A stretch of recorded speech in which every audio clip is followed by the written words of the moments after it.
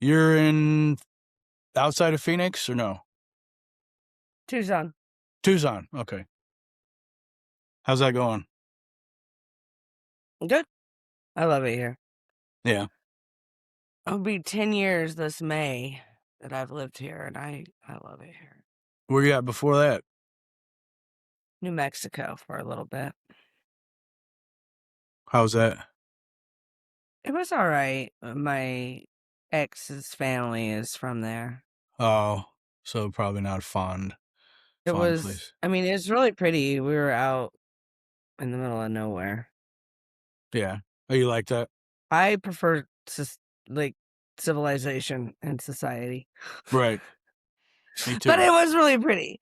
Like Yeah. it was beautiful, but like I was stuck we were stuck out there for a while because like we didn't have a vehicle and other things, and so it was like, being stuck out in the boonies for like 2 months at a time before you even go to town. Is that like a desert? Get a little Was stir crazy. Get a little stir crazy, little cabin fever. was that like the desert? It was northwest New Mexico, so it's like mountain up near the Continental Divide. Very nice. The only thing I found interesting about New Mexico was there was a movie that just came out with Joaquin Phoenix where he plays a sheriff during COVID, and he's a nut job. And he's sheriff of this little town, but other than that, Huh. and then the lowrider culture. I saw this thing on lowriders out there, but other than that, I don't really. But My ex was Jay, he's Navajo, so we were out on the Navajo res oh, out okay, there. It's kind of a different experience. yeah, the history, get to see it. Mhm. Yeah. So, where'd you start out? Where you originally from? I was born in Alaska. Really? Where Lived at? up there till I was, like, 8. Uh-huh. And then, grew up a lot in Nebraska, but I moved around a lot growing up. I also lived in Colorado and Montana. And then I had my car wreck the middle of my junior year, and I spent a lot of time out in Philadelphia at the Shriners Hospital from the time I was 16 till I was 21. So it was like a home away from home. Yeah. But and then my ex is why I went to New Mexico.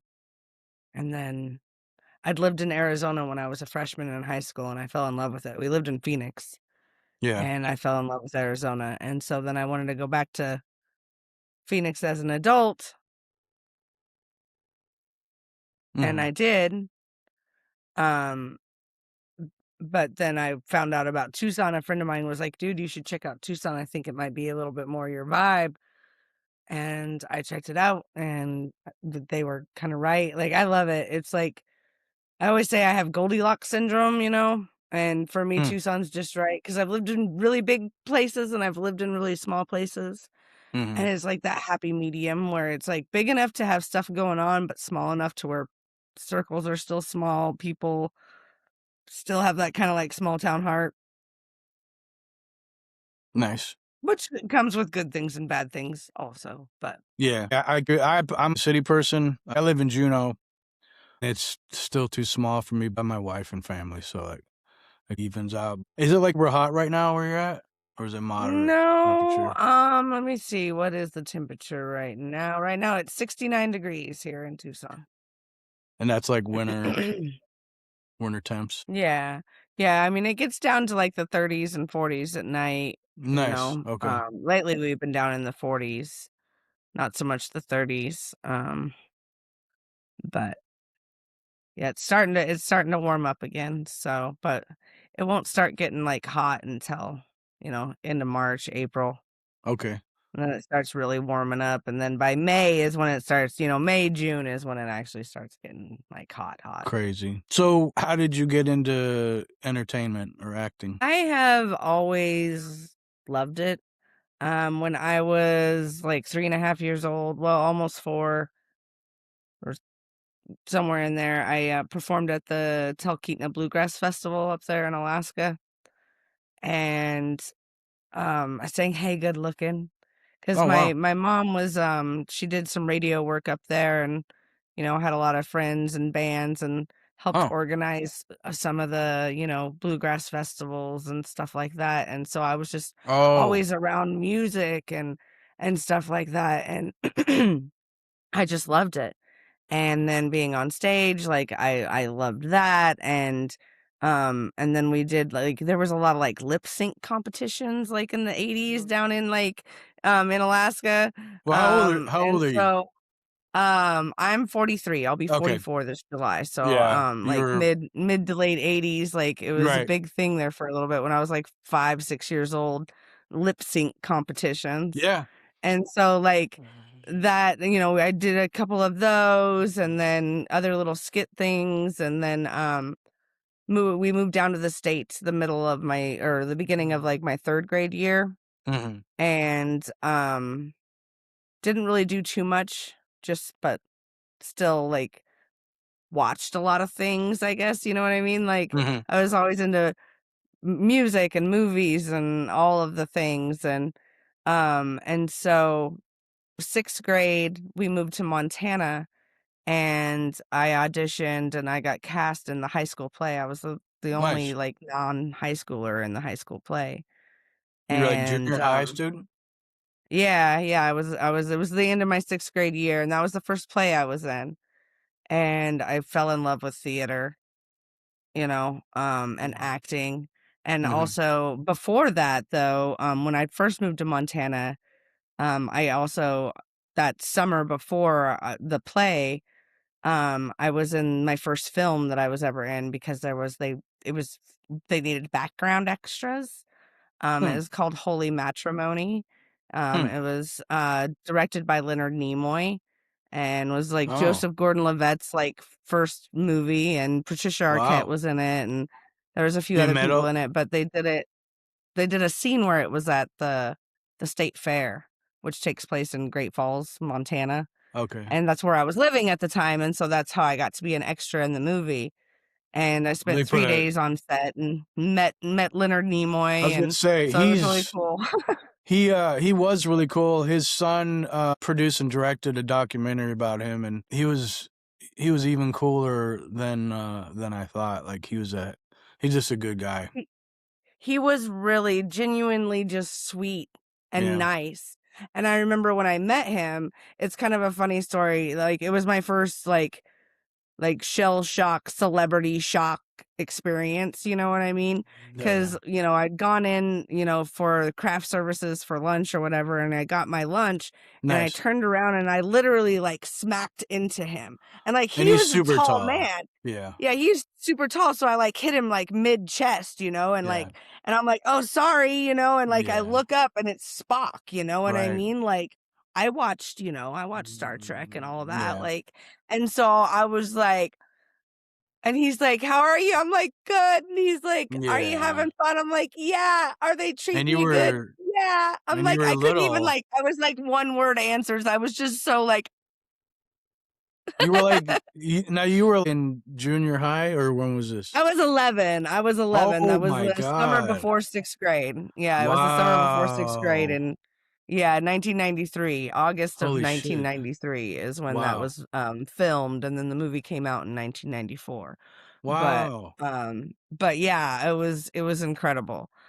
And he And was nice so too, that's a plus. Usually yeah, he was super sweet, and, like, Joseph Gordon-Levitt, he was really cool, we hung out a lot, because in the scene and I'm shown in the movie, but in one of our takes, like, he actually, like, smacked into me and, like, knocked no. me down, and, like, it was this whole thing, and I mean, stayed in character. That part didn't go into the movie, though, but, um, we ended up, talking after we were done, filming that scene and, like, hung Mhm. out and for a He's couple days. I was mad, like, I'm always like, that I lost like, I had his address and all that for oh a wow. couple of years, but I lost it because He like, we moved around a lot and all that, and he it's like and now he's like he's a huge star, and it's he is. amazing, and he's so cool. And you don't At and least he he was when we were kids. I right, and mean, well I don't know about now. you don't you haven't heard anything about him, like, there's nothing, No, like, no, you never hear it's anything great. bad about him. He's always like he's a cool dude. You guys are about in the same age group, right? Yeah, I think he's a little bit younger than me, like, only, Oh. like, a year or so Oh, maybe, okay. but, Yeah. um, cause like, it was before he even did Angels in the Outfield. What's Like, that? it was, like, one of his first movies. It's Was on that YouTube, you can find was it. It's that called Holy Matrimony. I think I kinda remember that, but the other one, the baseball one, is that with Danny Glover? Yeah! Okay. Danny Glover Wow. and, Christopher Lloyd, I think, Right, yeah, yeah, also. yeah. And they play Um, the dead angels or whatever, or yeah, the yeah. place ba I like dead that baseball movie. players, yeah. Yeah. Wow. Yeah. Wow, yeah, he's great.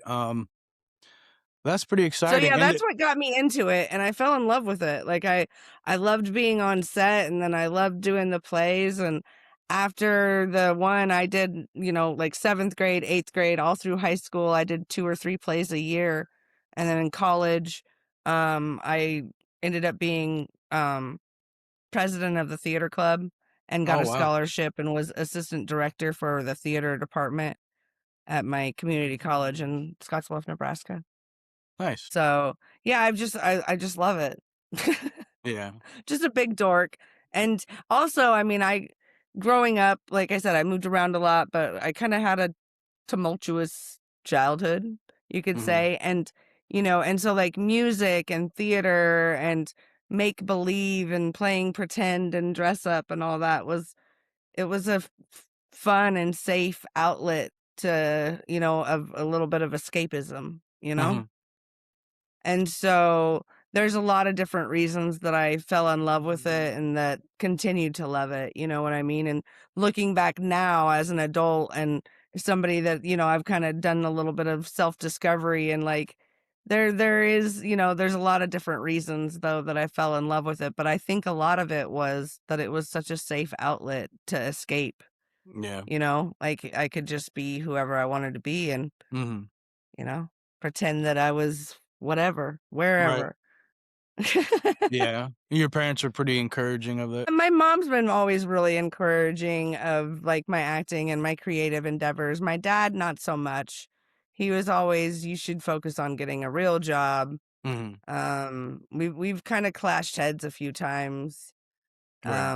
because I have continued to, you know, go for my creative endeavors and like I'm no famous, I'm no Joseph Gordon-Levitt, you know what I mean? Right. Like basically, but as far as like, a lot of the projects that I've done for free. I've done a lot of theater, which anybody that does theater knows a lot of times that is free, Yeah. most generally it's, but I love it. And so that's Yeah. why I do it is because like I genuinely love it, and it brings me, like, so much just I can't even explain Right. what it does for me mentally and everything, and so I've continued to, just keep plugging, being Right. that starving artist, Right. and so my dad and we've continued to butt heads about that because he thinks I should, he's still well, I don't know. Um, it goes back and forth. I know that he's proud of me on some things, but I know a lot of things like he just really thinks that I should have given all of this up a long time ago and gotten a Yeah. degree and had a regular job and done all the things, You and I'm just I you don't know I'm no, like, I'm not living large, but I'm happy, and I love right. what I do, and and I believe I'm talented, and there's a lot of talented people out there that, like, no, not everybody always gets discovered. Because that was my dad's always his argument is like, "Yeah, there's a lot of talented people in the world, and, like, it's impossible to break into," and I'm like, "Yeah, you're probably right, but that doesn't mean like, even if I don't ever, like, break into anything, I've enjoyed what I've done, and Right. I've done some cool stuff, Mhm. and I'm happy." I mean, if you look at the past 5 or 6 years or even 10 years, after COVID, a lot of people lost their careers and even when they did it the right way and lost everything. Yeah. So, you could do that, but there's also a chance that if you go that route what if the company folds, or, like, whatever happens, Yeah, you never know. but you can always go to theater, and it's, like, more important to be happy. I mean, I shouldn't be broke, I get that, but it's like, if you're just following if you're just going through life as you're supposed to, rather than just, like, being, enjoying yourself and then pursuing what you want, there's no point. You're just gonna be a machine. Yeah. And I am a person that I like being my unique self, and I Mhm. like creative projects, and I love, like I said, I love everything that I do. And I feel like happiness is more rewarding than a lot of money a lot of times. Not that a lot of money isn't nice, and it definitely makes life easier and more comfortable, But but it's not the end all be all to happiness in my book anyway. right, just look at people. I was telling my friend, ideally, if I had it my way, I probably if I had to think about, if I made 60 grand a year, if I was to think about, that probably would be the most I would need. Any more after that, when you're super wealthy, then you're cut off from society, and you're in a society. I'd rather be part of the rest of the society, just working and being happy. And because money will go, your shit could get stolen, you get hacked, you could get in a lawsuit and lose everything, blah blah blah. But still have you, and you still have your happiness, and that'll help you trudge through. Plus, it seems pretty gross right now to be ultra wealthy. They seem to be pretty Yeah, well, nasty. I mean, I think, I don't think money is bad, and I think certain people can do good things by being Right, wealthy. right, But my whole point is, like I said, it could make me more comfortable, but I'm at least I can say that I'm happy, you know? right, I mean, my life is simple. I mean, and I struggle, and I got to do without the things sometimes because I have chosen to pursue my artistic endeavors. But at the end of the day, I'm like, cool, because I've had some 9 to 5 jobs to where, like, I don't really like to work for other people. I yeah, mean, I can take direction, and I can, you know what I mean? Like, mhm, I can work with people, and I like working with people and stuff, but I don't like that.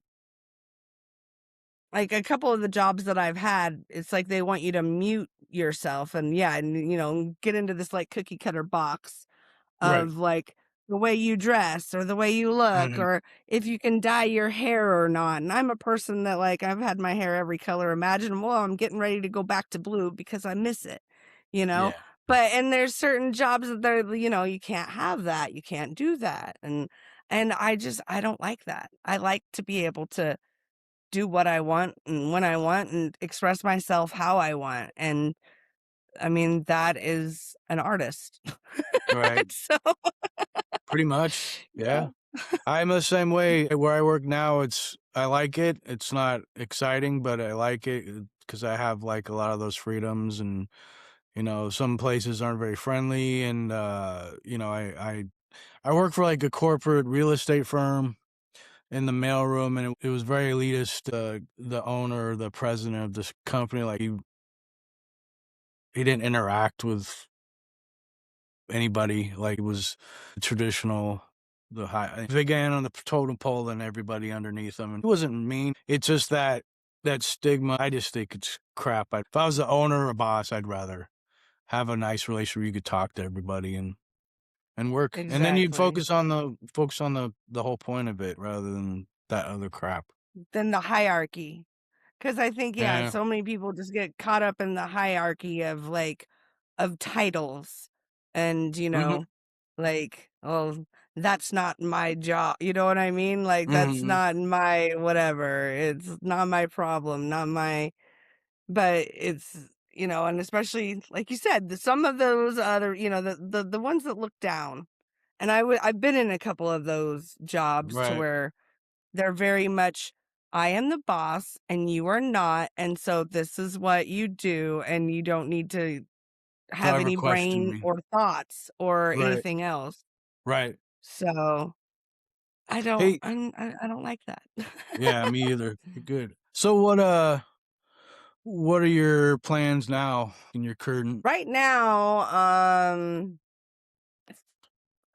I'm kind of refocusing on a lot of different things right now and trying to refocus kinda on myself and some of my talents and my goals, and because the last few years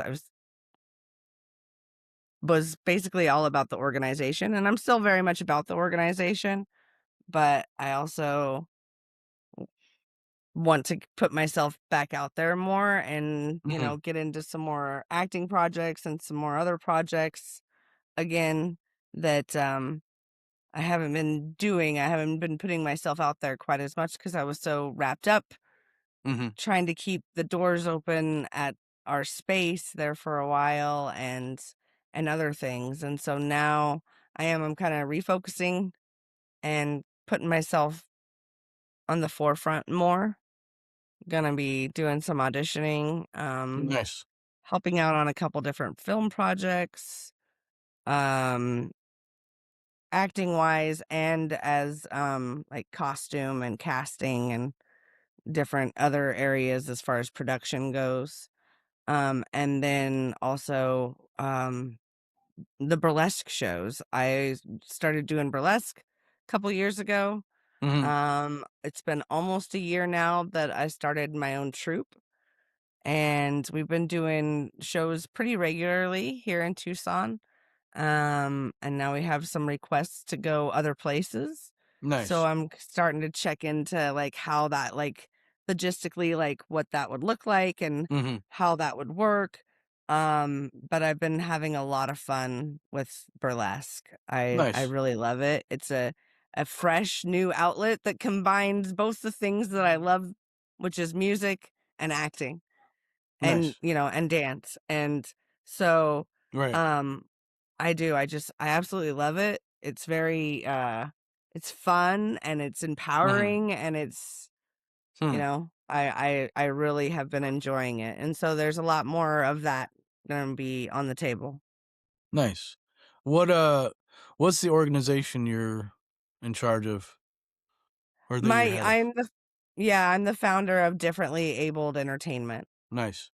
and we're based here in Tucson, and it's a nonprofit that is deals with people with seen and unseen disabilities and other Okay, marginalized groups to get better nice. exposure in the entertainment industry.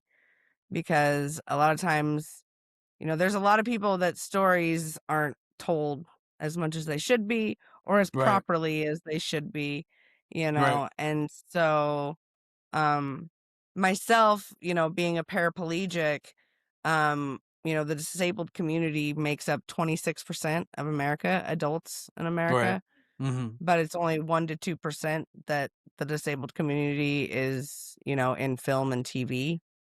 And it's like of that 1 to 2% that storylines deal with, somebody with a disability, it's 95% of the time the role is played by an able-bodied actor.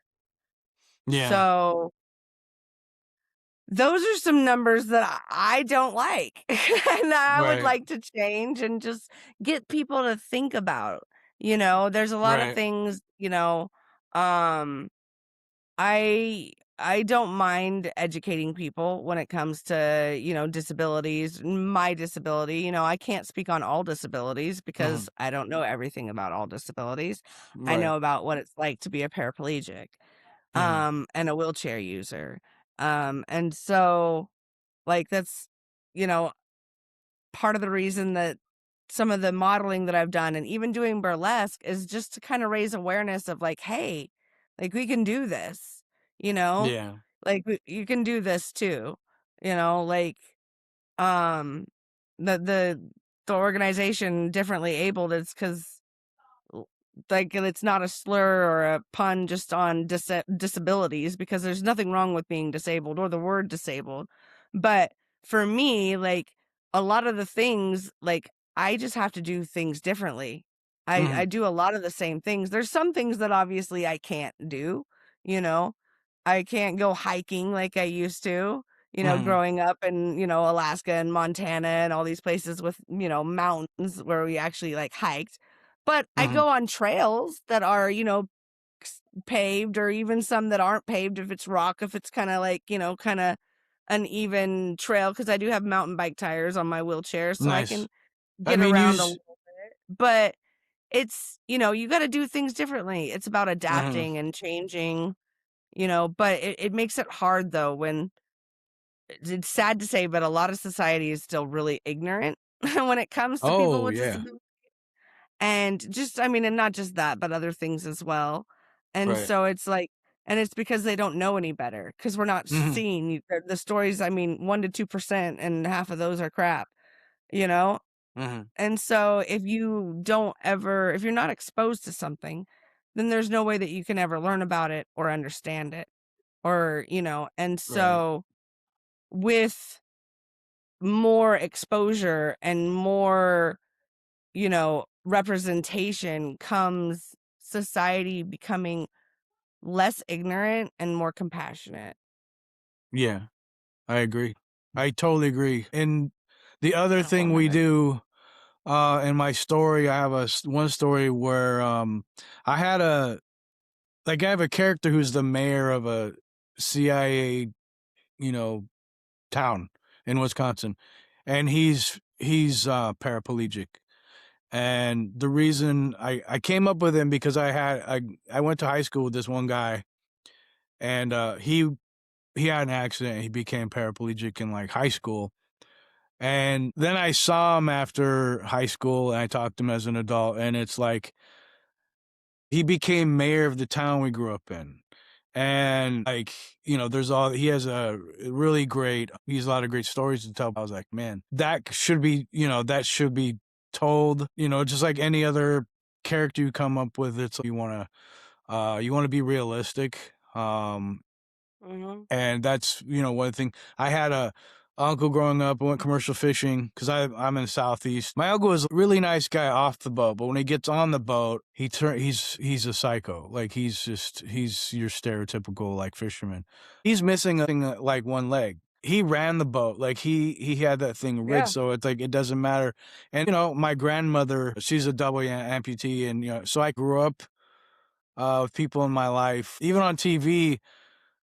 There was that one show in the late '80s with the one kid who I believe he had cerebral palsy. There was one actor guy, and I think his character's name was Corky, and he had, Yeah, that's what I thought you meant. He had Down syndrome. I was wondering if Down you were syndrome. Sorry, talking about Corky. I love and that show. but that was real. I don't think it would have been a hit if they hired somebody to play him. It's like, why Yeah. don't you just hire somebody who's actually special needs, who deals with that? And then it's like Peter Dinklage when he got was it he does for Snow White, and a lot of little people actors, they were pissed because you didn't have to. Dude, that was the whole staff of people you could have hired and had that shit for real. And so they Yeah. were really pissed. They hate that guy. He's not popular within the little people scene because it's like, you screw us, dude. You're a sellout. But yeah, it's Yeah. why not? Why can't you can't find anybody to really play these roles that really have to deal with it? Yeah. I get it. In some instances, it makes sense, and I can understand it if like the character, the kid on Glee, like he was able-bodied, the wheelchair user on Glee, but like in his dreams, like he would see himself dancing and stuff like that, and Sure. so it makes sense. If it's like a before and after thing where you gotta see the person be able-bodied and then Right. not, okay, Mhm. that makes total sense and that's totally excusable and totally okay. But the other side of my other,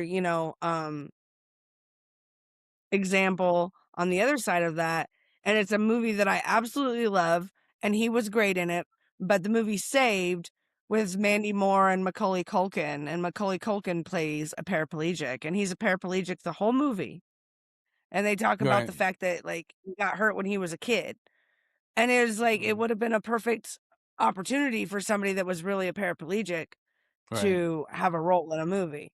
Right. It's a great movie, and Macaulay Culkin did a great job. I'm not, you know what I Right. mean?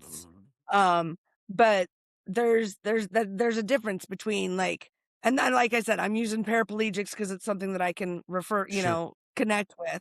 And so it's like, but here you go with two different storylines where one, like I said, it makes sense. And I feel like it's even excusable, permittable, whatever you want to use, whatever word you want to use, like with Glee, because you're seeing him in different, and I have dreams, and a lot of my dreams, I'm not always in my wheelchair. Sometimes I am, sometimes I'm not, sometimes I'm in it for half of it, and then miraculously I'm not. Right. That's what's amazing about dreams. And that's Mhm. very, very real. And so, like I said, for like that instance with the character on Glee, Mhm. it makes sense. But like, and with the other one on Saved, like I feel like it's an opportunity lost for the disabled community. I mean, why not tap into that market, get some actors work, get them paid, and get them exposure. I just think, at least with entertainment, if you have a good story, it's great, and anybody should be putting their shit out there. And I think people like more authenticity. They like details, and they like, they like it. Yeah, pretty cool. So you, I think like, but yeah, that's kind of like the whole soapbox of my organization. yeah. Is just trying to get that proper representation. That's all that Are you guys a talent agency where you a you little you, bit, you get a, gigs and then a pass little them bit. up? I mean, mostly we were producing our own, you Oh, know, okay. our You're doing the whole own, thing. yeah, like we've done some really small film projects. Mostly we've done like a lot of like photo shoots Okay. and plays and stuff like that. Oop. Nope. Hey, Ed. Oh, sorry. Oh, no, it's okay. Ed. Oh, His name's chill Ed. out, dude. Oh, Just a minute. he's a big Karma, will you talker. put him outside, please? Can he hear me? Yeah. Oh, hey, puppy. Oh, the It's puppies. that he just wants outside. He Oh, barks like okay. that anytime he wants out. What kind of dog is he?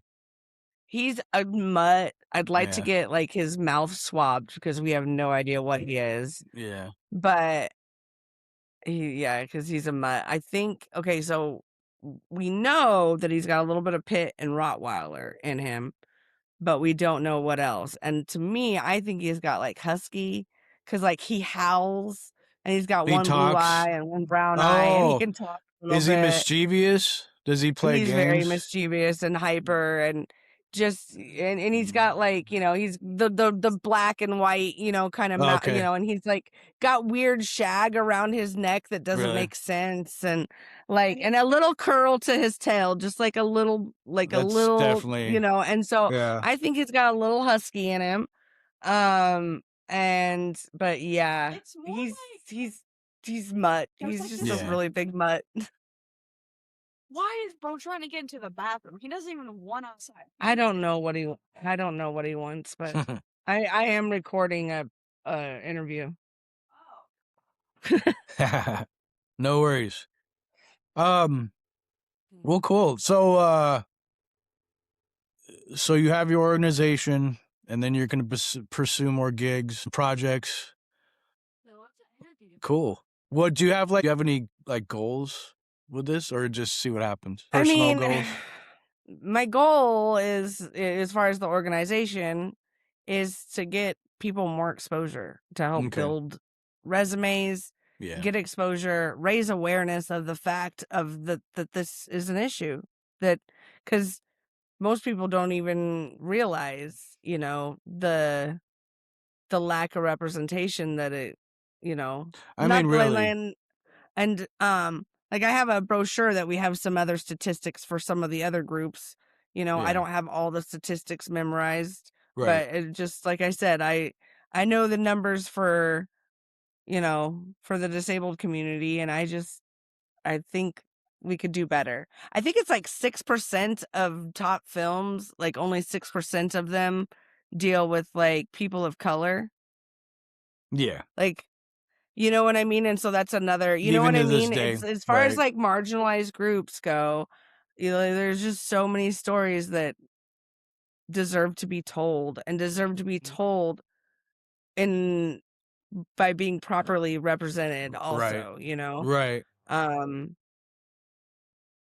so that's my goal, is just to raise some Yeah. awareness with that. As far as personal goals, like I said, doing some more acting, some more film acting, um, putting myself out there more, because in the last few years, the only film acting or anything acting wise that I've done is people have come to me and asked Yeah. me to be part of projects. I haven't submitted myself or auditioned for anything for a few years Hmm. because I was so busy and my schedule was so busy. Right. And so now I've kind of, I am kind of not like putting the organization totally on the back burner, Mhm. because we are still doing some stuff and I have a couple of projects underway that are still happening. Mhm. But there for a while, I mean, I was the board and I was the You don't have event staff? coordinator, and no, it was Wow. like, I mean, volunteers come and go, but because Oh. of funding, like, we've never had real Yeah. big funding, so I've never been able to pay anybody. And other than Mhm. that, like, I mean, I've had a little bit of help designing the website, but a lot of it I've done, Mhm. and it's like the social media, I do that, and I Yeah. design the flyers, and I run the events, and and it was just getting too much. I got really burnt out, and my Sure. mental health started, depleting as well, and I am a Yeah. person that I have mental health struggles. And when you pile on a bunch of stress Right. and you feel like you're the only one doing the thing, Yeah. it it got to me. And so that's why now I'm like, okay, no, it's time to regroup. I would still like to, you know, uh, keep things going a little bit with the organization, but it was like my top focus there for a while, and Yeah. I was putting it before myself because I wanted it to be a thing. And now, Sure. I mean, it's kind of a thing and it's still kind of not a thing. It's kind of in between, and I'm Mhm. okay with that, and now I'm like, no, I want to shift the focus, and start working as hard for myself as I've worked for everybody else for the last 5 years.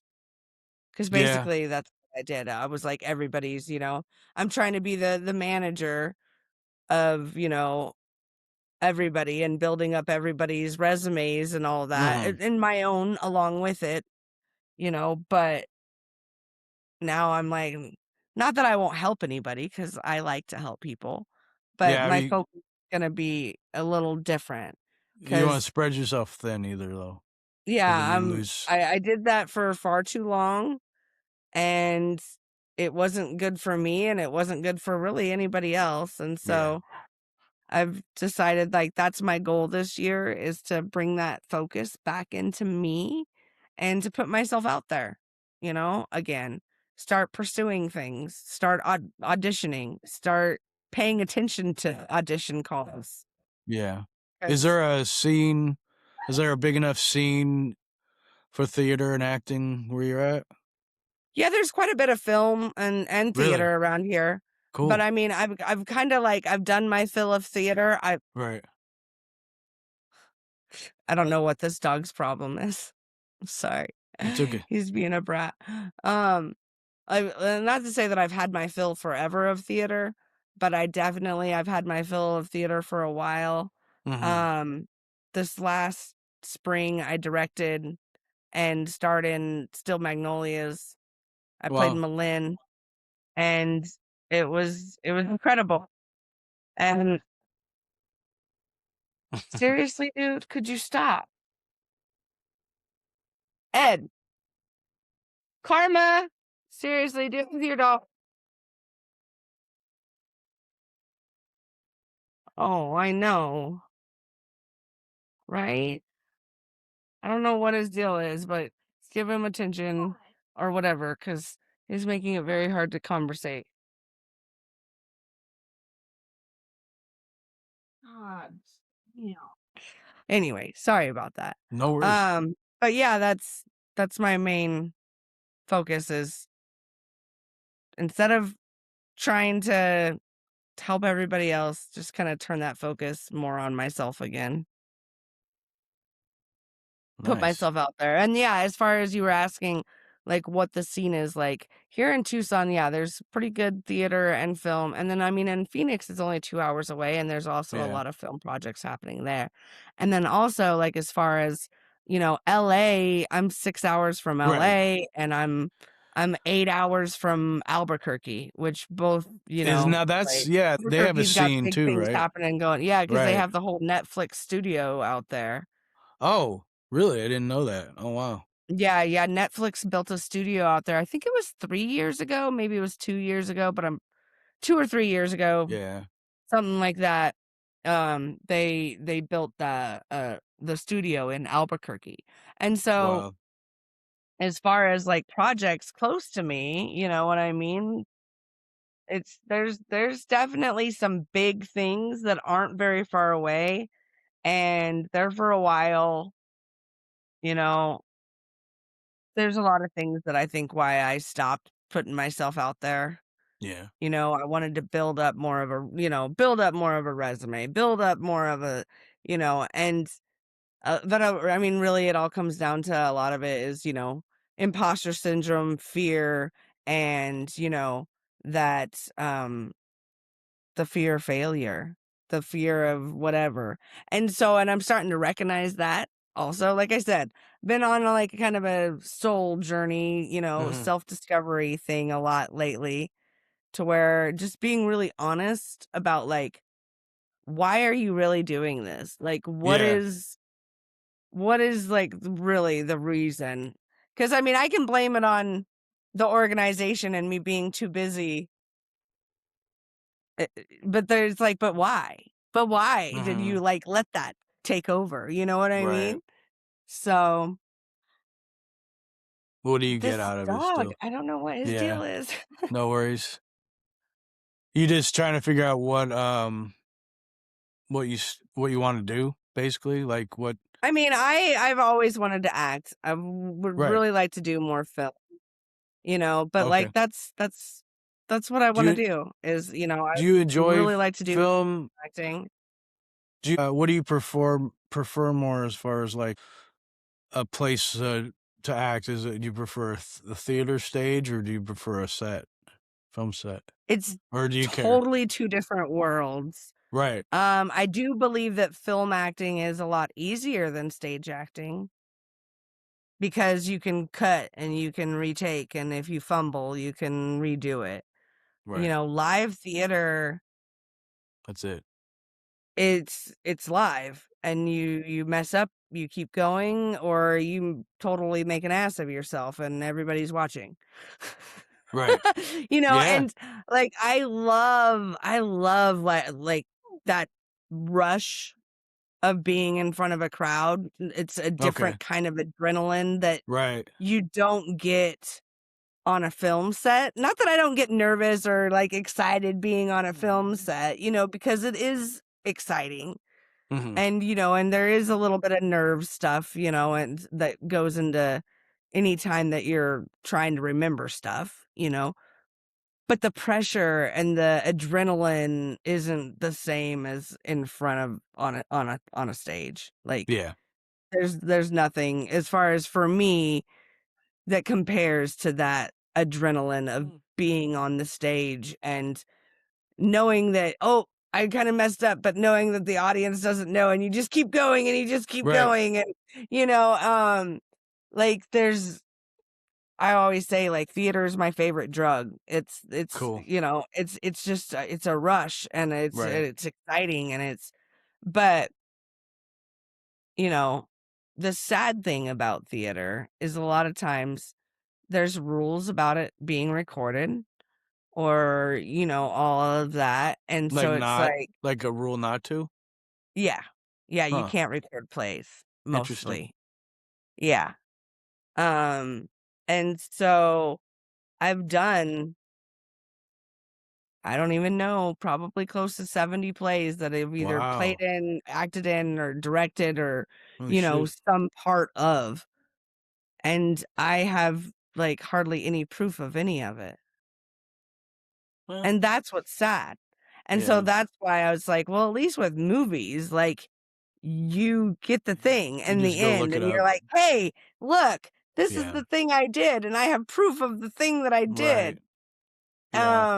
And, like, and I can watch it again, and I can, enjoy that again and have those memories again, and not that you don't like, I have memories of theater, Mhm. but it's different, Yeah. and I have some pictures, but, like, I don't think I have any, like, hardly any film footage of any of the plays that I've been in. Like, there's, like, 2, They make maybe. it oh, yeah.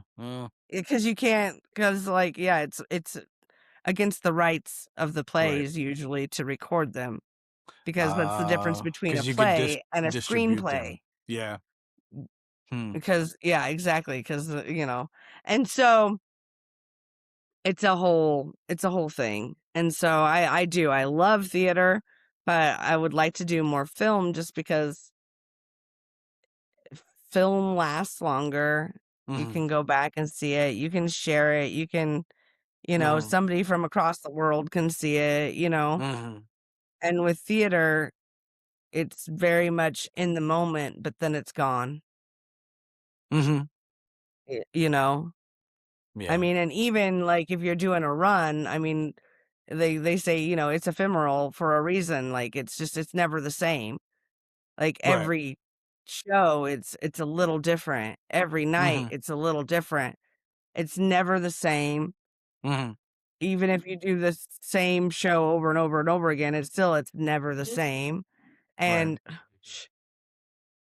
and like, that's what's really cool about it, but you have no proof of it, and then it's Right. gone, and all you have is your memories, Yeah.